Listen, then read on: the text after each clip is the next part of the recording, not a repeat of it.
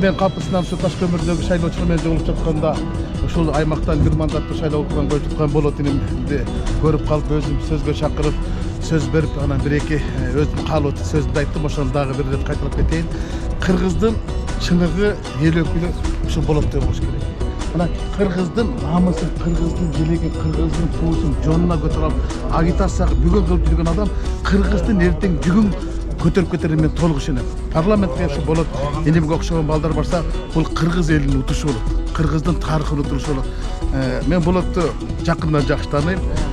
Айткандан кайтпаган, беттегенин бербеген, чыныгы кыргыздын мыкты жигити. Мындай жигиттер эртең парламентке барганда кыргыз парламентине күз болот, кыргыз парламент. Бул өзү айтып кетпеди. Базаркомдор, бандиттер, байлар барганда пайда жок, бизге окшогон тайлар да шайлап көрчү. Мен айтат элем, ошол көпөстөргө караганда ушундай көчөт илимди шайлап койгон. Рахмат.